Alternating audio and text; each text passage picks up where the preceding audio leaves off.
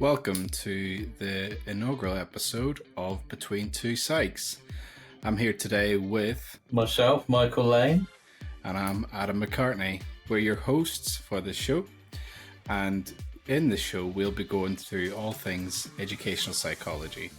Today we are talking about managing neurodiversity in the classroom. But before we get into that, Mike, I thought it'd be helpful for our audience to know a little bit about us. Sure. And I think the best way to do that is to kind of go through our professional journeys, so to speak. So, in your own words, if you don't mind, where did you start off on your journey to become an ed psych? Do you mean in terms of qualifying? Qualifying, or even going as far back as your early career?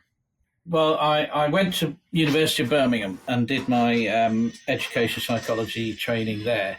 And the reason I became an ed psych was because, you know, it sounds a bit cheesy, but I was wanting to promote inclusion at a much better level than I was seeing it.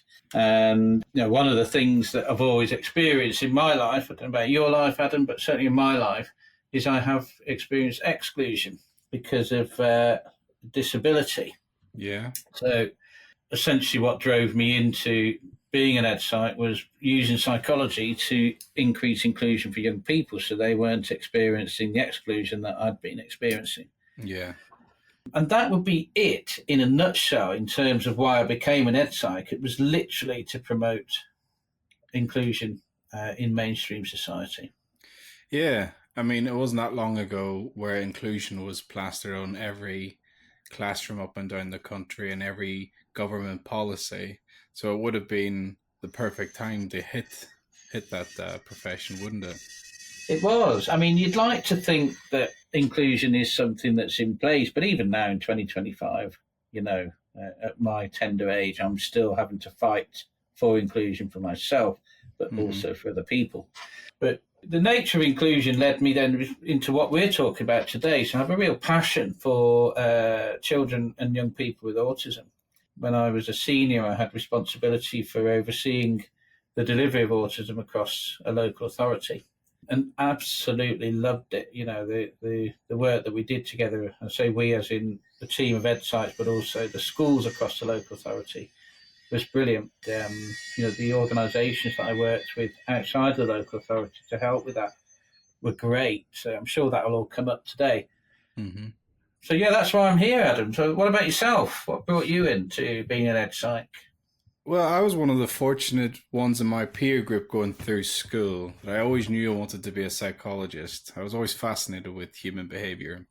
And I naively assumed everybody had an idea of what they wanted to be until I got to university, and most of my friends hadn't a clue, even though they were all doing professional courses. And then I just stuck with that route. I went through the psychology degree and I came out and I got a job with a charity called MenCap. Oh, yeah. And they specialize in supporting people with learning disabilities in the community. And I was in charge of a youth project for that. One of my key things was setting up a community-based project between Ulster Rugby and our charity. So a lot of my youngsters got to go and play at their grounds, which was a real high point for me. And I've met loads of young people with autism, from the profound end of the spectrum to the sort of high functioning Elon Musk types. And I find that spectrum incredibly fascinating. And as time went on, I used to think I was going to go down the clinical psych route, but I just got fascinated with how education played a role in these young people's lives and what shaped it into how they became the adults that could function within society, or the barriers they came up against. So it's not too different from what you're saying around inclusion. Yeah. I suppose I was naturally led to educational psychology through that sort of curiosity of how these youngsters cope within the education system. And then the clinch point came when I was supporting a young man with autism in an FE college. He was doing an art course and he had to listen to a talk by Ken Robinson on creativity. And Ken Robinson, for those who don't know, he was about 10, 15 years ago, he was one of the key speakers that got TED off the ground, you know, that famous conference. And his talk on creativity and the education system was just the clinch point for me. I knew I wanted to be an educational psychologist from that point on, which I realized Ken Robinson isn't actually an educational psychologist. He's just a professor in education. Sadly, he's passed away now. But yeah, that was what brought me into the profession. And I moved from Ireland to England in pursuit of that, and heavily pursuit of that. Got on the course, got through the course, and here I am now talking to your esteemed self, Mike. Well, thank you very much. And talking about esteem, Adam, I mean, you've also you became a senior as well, didn't you? A senior ed psych. Yes, that's right. Through a local authority in the north of England. Yeah. And that's actually where we met, because you were my manager, so to speak. Yeah. And not that I ever treated you like that. Yeah, and my job was our job collectively was to oversee the setting up of that system, wasn't it? And that was for me, that was a real interesting project, because we got to put in the infrastructure that would allow educational psychology service to roll out into the community and start to do some of these things that we're passionate about, like inclusion, like supporting neurodiversity. And it really allowed, well, I don't know about you, Mike, but for me, it really allowed me to see how the frontline service, right the way back to the infrastructure and the bureaucracy that goes with the infrastructure, needs to be aligned so that those inclusive practices can actually take shape. Yeah. And you really start Absolutely. to think in systems ways. I had a few other roles outside of that senior one. I was general editor of the Education and Child Psychology Journal for the BPS, and I was also national training lead for a nationwide foster agency. So I was in charge of training every new foster care that came into our services on therapeutic parenting. And that was a real eye opener in terms of not just supporting neurodiversity, but where trauma intersects with neurodiversity and how you have to adapt your provision to support that difference. That sounds an interesting career path, Adam.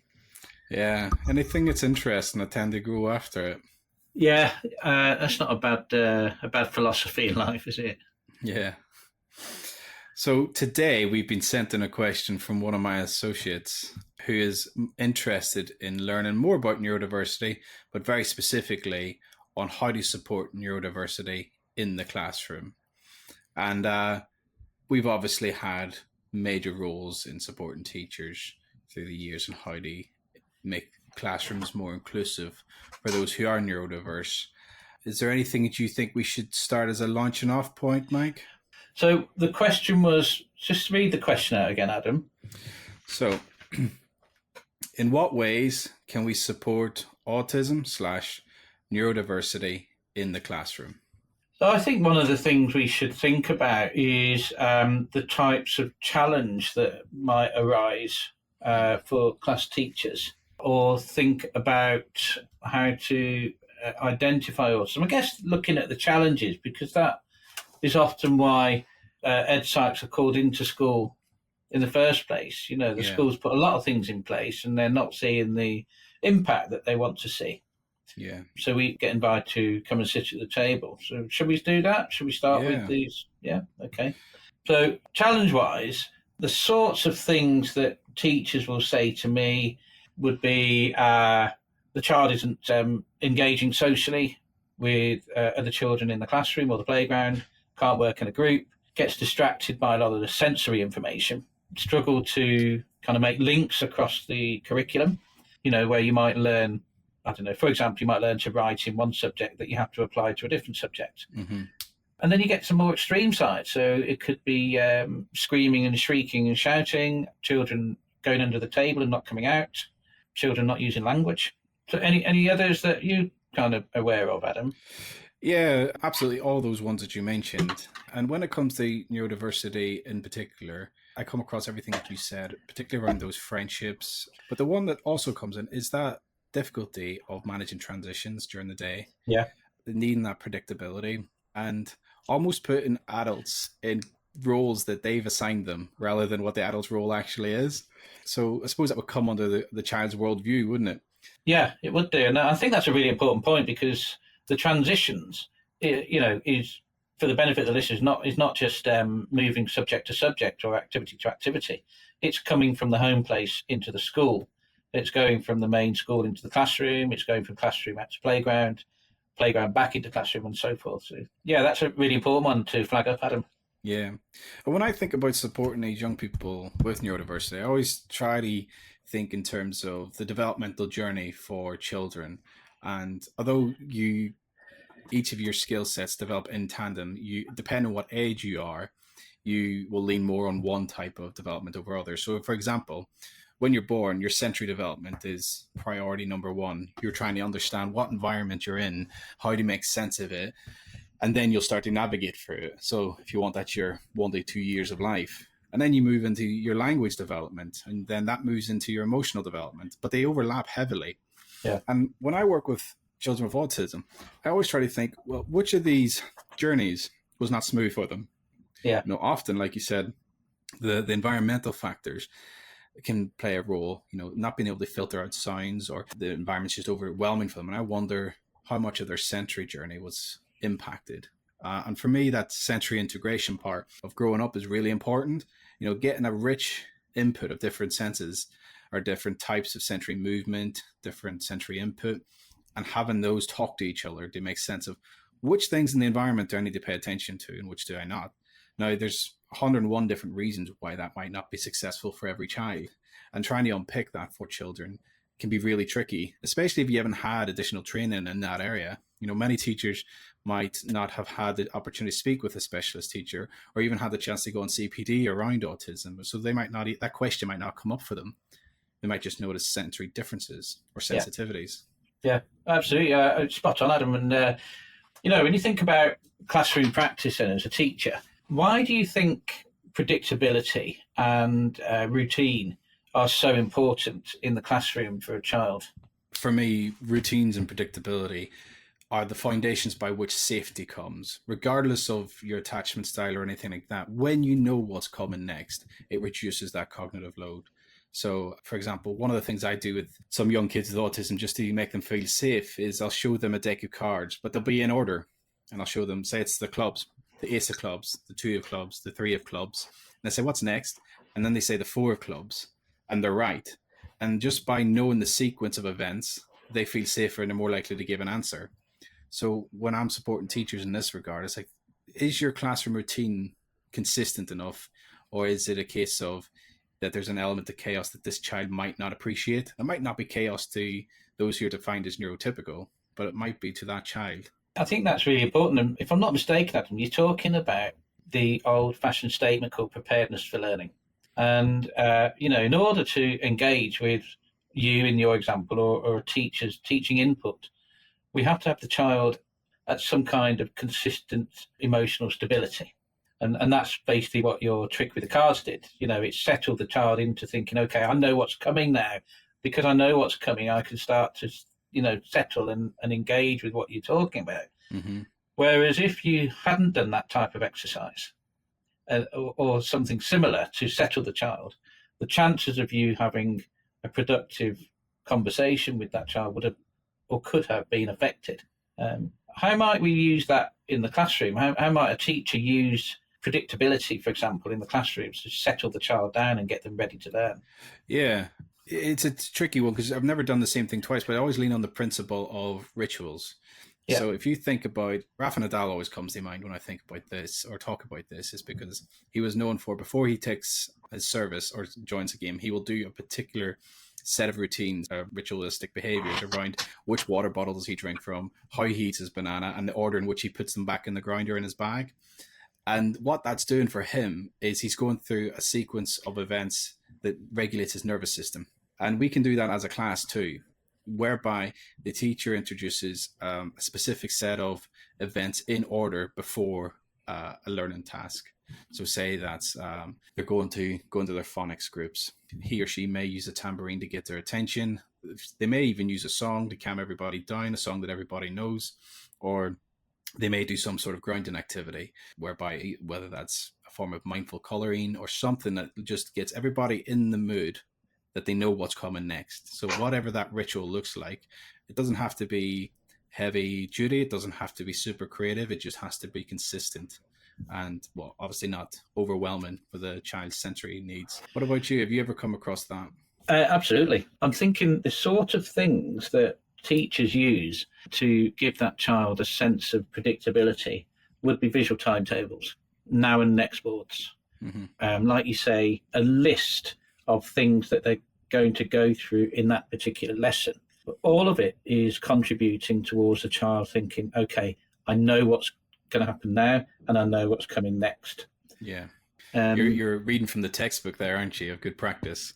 Whenever, again, the conversations with teachers, the first thing they always send up, the ones that know me go, yes, and we've made the images big before you ask us. The easier it is to read, the easier it is for the kid. And really, it doesn't matter what the age of the child is, whether they're going into nursery or whether they're going into sixth form. That sense of predictability is so important to help that person to get an inner state of calm, mm-hmm. which in turn is going to help them to understand what is coming and why it's coming. Yeah. So the reason I'm saying it, Adam, is because when we talk about classroom practice for children, it's such an important thing to do that it can get overlooked because it's such a common thing to do. It's common because it works. Yeah. But not everybody may understand how it works, and this is what I'm trying to get with you here is the impact it has on an internal state of emotion and the impact of those emotions upon the brain, getting it ready to learn. Yeah, absolutely. And I suppose that's also why we lean so heavily on the visual side of communicating, because if we're thinking about supporting neurodiversity, I always think there's a few things that your provision should aim to do. One is to reduce cognitive load. The other is to promote attention. And the last is to promote or to assist any form of processing.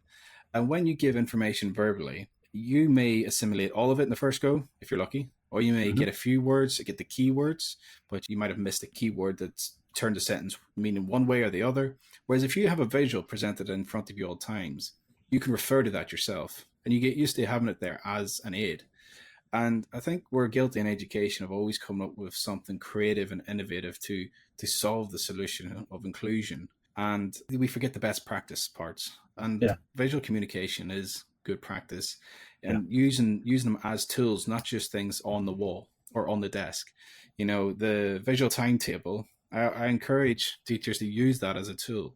When you go through the day, you use that as a communication tool. We're transitioning into the next part of the day. You might then use that as a point to do a little bit of overlearning. We've just done this, so we'll just revisit the summary points on what we did in our maths lesson before we go on to our English lesson. We're going to visit this in our English lesson, so you're priming them as well. You may even have visuals for that. You might have a few bullet points or a few widgets explaining what's likely to happen. You take it off the board and move on, or you cross it out, whatever your preferred method of marking it is. Yeah, you're absolutely right. I mean, linked to what you're saying as well there, Adam, and building on why it's so important to have visuals and visual timetable, is going back to the predictability. So yes, the child has made the transition into school, and yes, the child is understanding the structure, so they're starting to settle down a bit. But there's another key aspect to help that child to settle, and that's helping them to understand what's coming.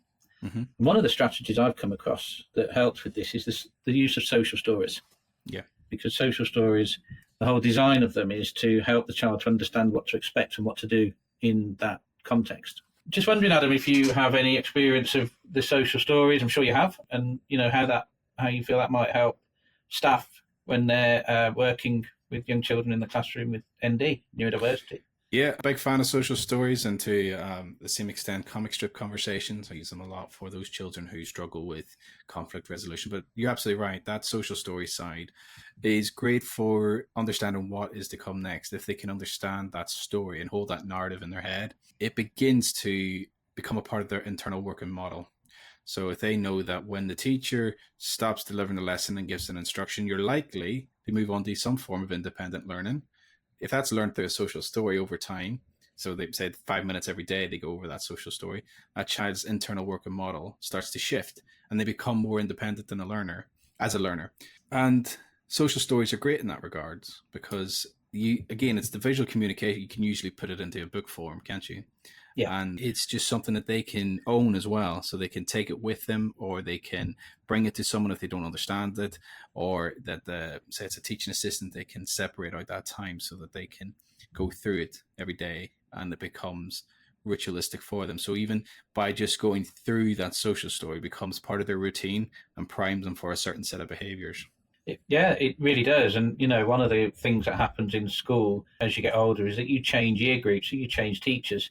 Or when you go to secondary school, you have several teachers. And this is just picking up on your point about transitions and social stories. So I'm just thinking, if I was a teacher and had a child with autism, that I might create a social story and give it to the parents or the carers, which is going to have a social story about me and what I look like. So it's a real photograph. It will be a photograph of the classroom, a photograph of the child's seat, all these sorts of things that can cause an emotional stress or a distress.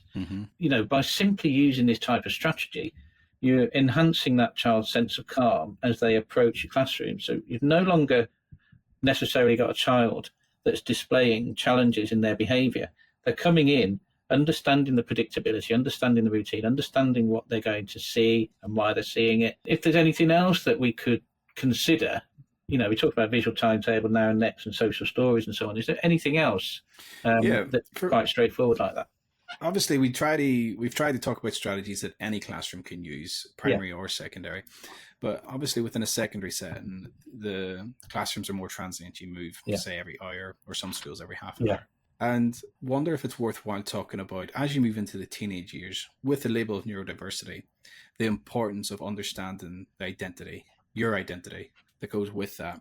And what I'm getting at is how teachers communicate on that emotional level with someone who may not feel included, someone who is used to having a label that others them, makes them not marginalized, but different. And quite often we see mostly in my statutory work, those with a label of autism also experience a mental health issue. And I thought within the secondary school system, is there something around the role of validating the label as they go through school? So I understand that you have autism. I understand that you feel different. But if we go through these visual communication strategies, you will be able to access the information more readily.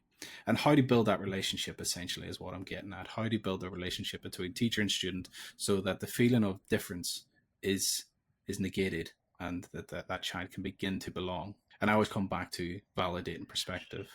Have you come across any sort of secondary school cases that are quite tricky for you, that you find quite tricky? Yeah, absolutely. And a lot of them are exactly you've just talked about, the child having to exist in a challenging environment where there are lots of young people identities emerging and they're forming their own identities. You get a lot of a child is behaving this way one day and next week they're behaving a different way because they've seen a film star or some member of social media who's set an example for how they behave. So the child with autism is thinking, why are you behaving like this? You weren't doing this time last week. But the child with autism has also got a challenge in that then, they've got the rigidity of thought, which we talk about. I can't change as easy as you. Or if I do change, I'm not entirely sure why I'm changing. I'm just changing to try and fit in. And that's where some children can get it wrong and end up feeling isolated. So really, the answer from your question, to me, it doesn't tend to matter on the age. It is about helping that child to interact socially, which we know is another main factor of autism. Yeah, and I suppose the unhelpful assumption sometimes, I think it's kind of gone to the wayside for a good reason, is that because they're autistic, they don't want to interact, but it's actually they struggle to interact and they do want to belong. And it's important that they do feel like they can belong. Yeah. I remember being in a secondary school as a teacher and a young child came out in the sort of year 8, year 9 age and came out into the playground with a guitar and started to sing a Queen Freddie Mercury song. Good man, my favourite band. Which went down like a lead balloon with all the kids in the playground. And, he had to be led away. But afterwards he was saying, I don't understand why they didn't like me because yesterday so-and-so did it and they all loved it. And here's a classic example of, well, if I behave that way, I'm going to have friends. But they don't quite get that. The nuance that goes with it. Yeah. I'm going to assume that so-and-so was quite talented as a singer. Yeah, so and so was, but Mm, so was his child. But they're just, it's very difficult to put a finger on why it didn't work. But it yeah. didn't work, but he thought it would work because it worked for somebody else. Yeah, it's the sequence of things, isn't it? He's gone second, so it might feel contrived. Whereas if he'd gone first, it might have worked. Or going back to the relationships he has with his peers over Exactly, years, they might never have accepted it from him. exactly. And I think that's what children with autism can overlook is the bigger picture. Hmm. Whereas the person the day before may have had a good, solid peer group, they've grown up with him over the time, they know he likes music, and so on and so on and so on. That child with autism didn't see all of that. So it was more of a random act, which I guess caught people off guard, and Yeah, therefore, being secondary age, they dealt with it as secondary age kids do. yeah, and that's an important thing. As they're in primary school, the relationship with their teacher can be the paramount. It can be the make or break factor. But as they move into secondary school, the relationship with your peers is much more important than that with adults. And it's the same for children with neurodiversity. And how to support that is really tricky, especially as those peers are trying to find out their own identity and where they sit within their peer groups can be just, if anyone listening thinks back to their teenage years, how much confusion was in that. And now imagine putting in a factor of, I don't understand social interactions or my own identity. It's a mind melt, and you can sort of see why these young people are more prone to experiencing mental health issues. 100%, Adam. So I think, going back to the original question that you had about creating a sort of an inclusive classroom practice, we're starting to see that there's more to just inclusion and differentiation. We've Mm, touched here now social skills, and we're touching on emotional intelligence. So if we start looking at the cognition and learning, the how to prepare a child to learn, and then we start looking at there's more to school than just a lesson. yeah, So we've got the social relationships, and then of course to have an effective relationship, you've got to have some form of emotional intelligence. yeah. Have you? Do you? But Do don't you? forget, below emotional intelligence is sensory regulation. That ability Yes, just to be able to exist in the environment without being feeling overwhelmed. sure. Maybe we could pick up on that in a second. But I was going to ask you about. Do you know of any evidence-based approaches that schools could use for emotional intelligence? The one that springs to mind is ELSA, Emotional Literacy Support Assistant. Yeah, yeah, But there's also, you can use zones of regulation yeah, as well. And I find zones of regulation quite a good one because it can be done at an individual level, or as we're seeing in schools increasingly up and down the country, resources are tighter. So you can do it as a whole class. And one of the things I promote with my teachers is using the zones of regulation as an emotional literacy tool as well as a routine based tool. So you have that predictability factor, you have the visual communication that comes with the colored boards essentially, and you have the structure of moving through the day using this as a transition package. So what that looks like in practice is you're moving from, say, maths to English. The teacher says, we're going to do an emotional check-in using our zones of regulation. There's a different color on each corner of the room. We've got red, yellow, blue, green.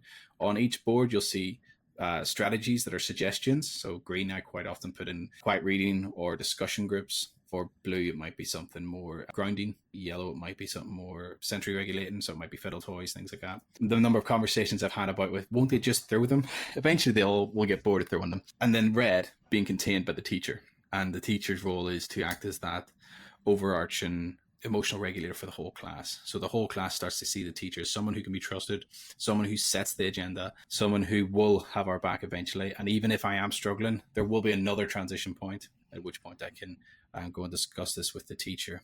And that gives, it takes investment in the beginning, but it gives back time as the students get used to it because those transitions become quicker, and those students who struggle emotionally, sensorily, and well, just in general, they buy in more and they get through those transitions quicker. So you start to see that just by being neurodiverse, you are not only included, but you're belonging because that yeah, strategy incorporates everyone in the classroom and yeah, it's hitting every yeah. single need, whether that is the need for a rest, the need for physical stimulation, the need for emotional containment, the need for a sensory break. It's all built in.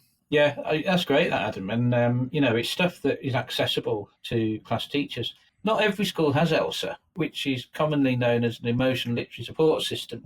Mm-hmm. But why might you suggest ELSA be considered by a school? What does it do for that child in the classroom? ELSAs are good in the sense that you get usually it's a teaching assistant goes off and does some CPD and gets accredited as an ELSA. With that comes supervision for that person, so they get a good ongoing CPD, and they get to talk to an educational psychologist usually to check their practice and answer any queries and things like that. So you're automatically getting that professional support. Yeah. The other side of it for the child is the emotional literacy part. So we've spoken a lot about emotional regulation, sensory regulation, even down to the identity element, but language plays a huge role. It is the communicating factor between each of those levels. Yeah. And ELSA gives that language, and it gives it so like, this is the word for what you're feeling right now, nervous. When you feel nervous, you can use this script to go to this adult to get some sort of support, and then they can agree on what that support looks like. But over the, I think it's a 6-week intervention, but I've seen ELSAs go on longer. They get that input and they build up that literacy skills that allows them to overcome some of those social interactions difficulties you spoke about.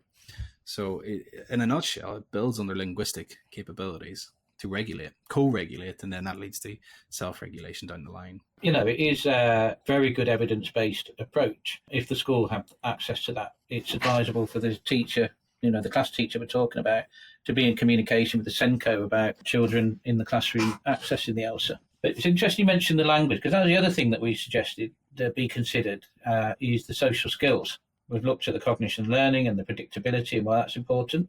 We've looked at emotional literacy and why that's important. But the social skills, is there any evidence-based interventions that you're aware of that specifically help children with autism to develop social skills? The one that springs to mind is good old Lego therapy. And Lego therapy is great because it uses the safety net of adult supervision. So those who rely on the containing factor of having a trusted adult in the room with them, it's built in. But the peers are set out on a table, usually with peers who are of similar or slightly greater ability than the one that you're trying to support. But I've seen it used where 2 of the peers might need support and then the adult has to do a bit more intervening. But you have, they're trying to build a Lego figure. So whether that's a bridge, whether that's a Lego Star Wars set, whether that's Harry Potter set, there's something they're trying to build. And you have the reader, you have the picker, and you have the constructor. The reader's job is to have the manual and describe the piece of Lego that the picker's supposed to pick out of a tray. They then hand it to the constructor, and the constructor has to then assemble that based on the instructions of the reader. And then those rules change. If so, say, after every 3 pieces put together, they'll change the rules up. And what that does is it feeds into the theory of mind concept of, you don't know what I know, so therefore I have to think harder about how to communicate with you. Yeah. And that's one of the classic symptoms of autism, isn't it? Is that I know this, so why don't you know this? That's because right. I don't live in your brain. Yes. And Lego therapy is really good for overcoming that barrier.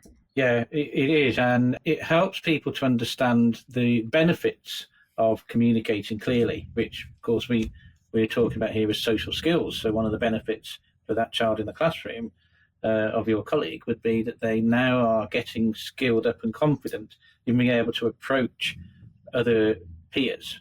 They'll be able to start a conversation, they're able to maintain a conversation and end a conversation. They understand the skills that come with it. They've got emotional literacy from your ELSA program or the zones of regulation, which helps them to articulate their feelings, but also to start reading feelings in other people. Again, that's a really important part of school life and so forth. And we touched on the cognition and learning, the predictability, getting people to be prepared for learning. So you kind of think of it as a triangle. Well, I do, Adam. I think about it as a triangle. And when I'm working with a teacher, I'm thinking to myself, okay, I've got the thinking side, I've got the emotion side, and then I've got the behaviour side, such as the social skills.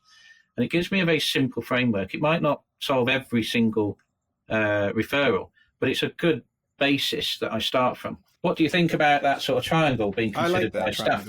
Because it gives you, one, if it doesn't solve the problem, it gives you a starting point at least. Yeah. At which point you can then say, okay, well, this model gets me this far down the problem solving route, move on to another one. I tend to use almost like building blocks of development, like which stage are they at? Are they a sensory stage, or the emotional stage, or the linguistic stage?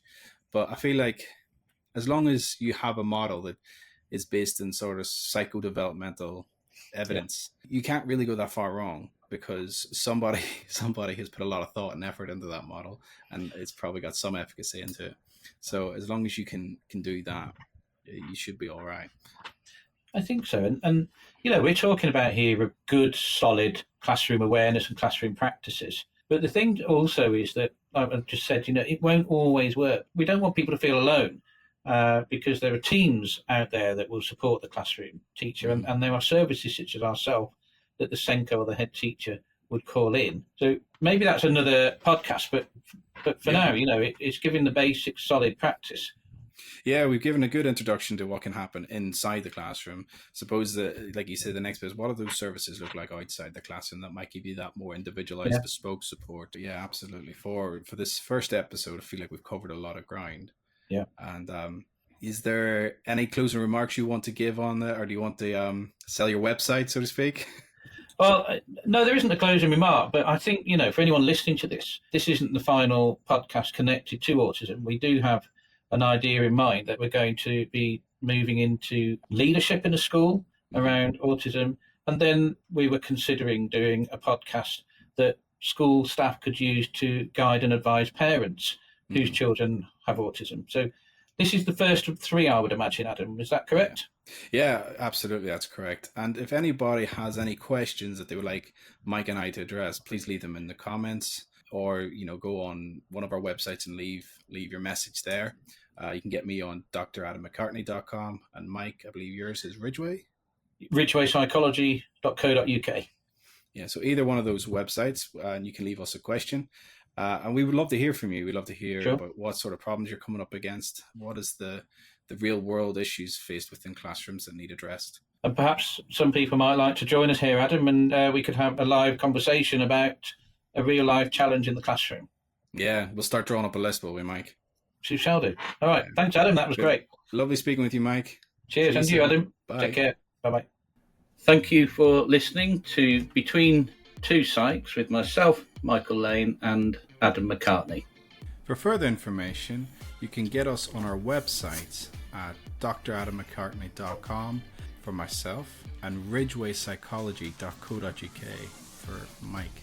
We're also keen to have you submit questions to us too for future episodes so that we can answer them and get the psychology in the classroom out there for everyone. So please comment, address us on our website, drop us an email, whatever way you can, get a question to us, and we'd love to answer it on the show.